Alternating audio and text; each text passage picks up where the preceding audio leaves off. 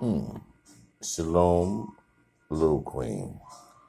Shalom means blessings to you and all your loved ones, and all may all things be great in your world forever. All right, now story time.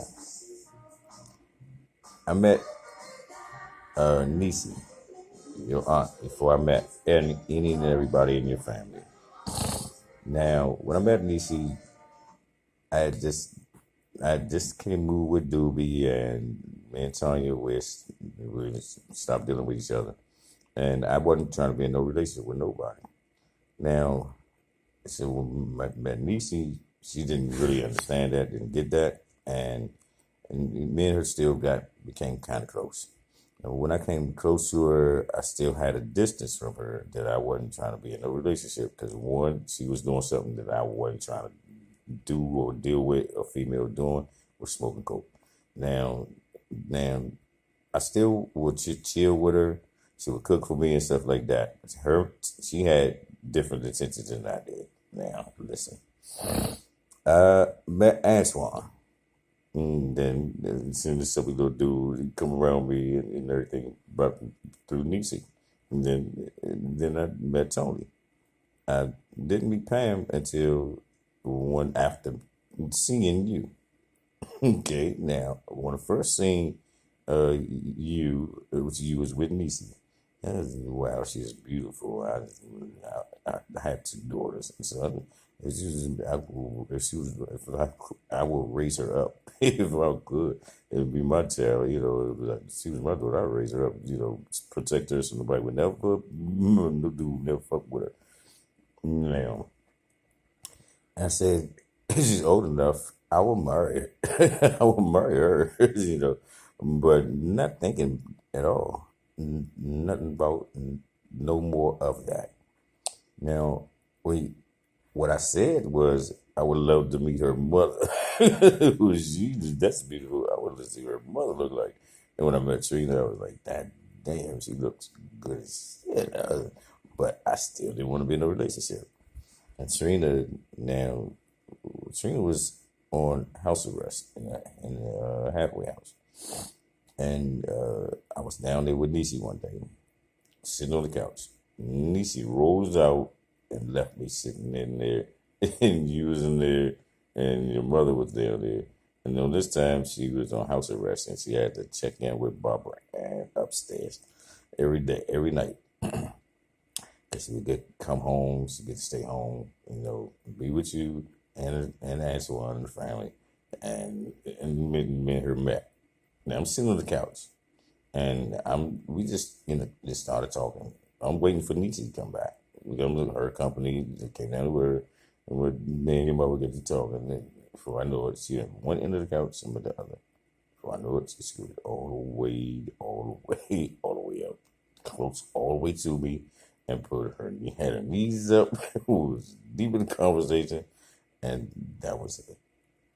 We just clicked, and for a while, I waited for a while because I'm a dude that always believed in giving a female 3 months, or it being a relationship 3 months. If it work out past 3 months, then it's let's go further.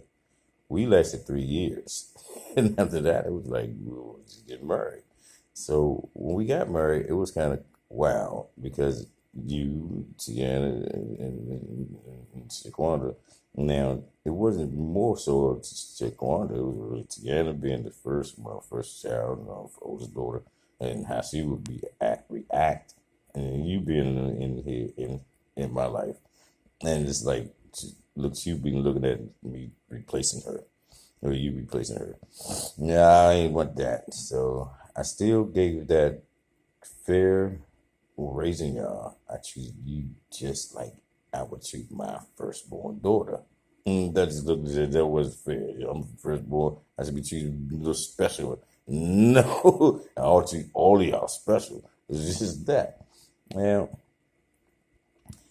it wasn't until, now let's get to this. The HIV thing. Now, I didn't know anything about none of this, for maybe 8 years after we were after we were married, we was married. We got together 3 years. We were married for 8 years, and the last 3 years is when I found out about the HIV that she had it, and she knew about it, and she never told me about it. And I never get snapped off about it, anything else, and nothing like that. I dealt with it for a good while. We had our arguments after at that time, so we got into it. So we did fuss and fight, but loved each other with everything. We wouldn't leave what's going nowhere. Now, when she passed away, 13 years later, I get this wake up call from God. Pissed because I'm pissed off. I really don't give a damn. I really want to leave this world because I left the one important person in the world 2 weeks. It's very important to me, very special to me, very unique. I mean, amazing woman, wonderful. 11 years with her, and losing her just like lost a whole lot of myself. So after, see, like around the time when Tanya passed, now at this time, your mother passed. 3 years later, I started taking this walk called a Passat. This walk is a walk that men do when they go through something real vicious like that to try to reach God and try to get answers. I don't want to know why this my wife has to leave this world. I walked this walk called a Passat. That's walk, and it was started off for 40 days and 40 nights. But that was just the beginning. It's lasted 12 years. Went through hell, homelessness and hungry, and like you see me one day passed out in the subway, everything like that. Now, that's me. I'm exhausted, and basically more than anything, dehydration because of my walk and my fasting and stuff like that, and not eating properly and doing the things that's supposed to be taking care of my body. And actually, after the HIV virus, I wound up catching this virus called the shingle virus, which really did some damage to my nervous system. That had what caused me to shake and pass out at any time, without warning.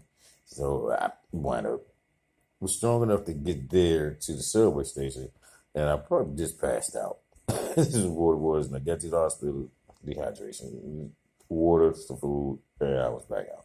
Now, when I when I got here, Tony was real sick, and I told Tony, I said, well, we was talking about as far as you have my last name, and say, well, real, yeah, she don't have to go down and get my last name. She can get my last name just by marrying me.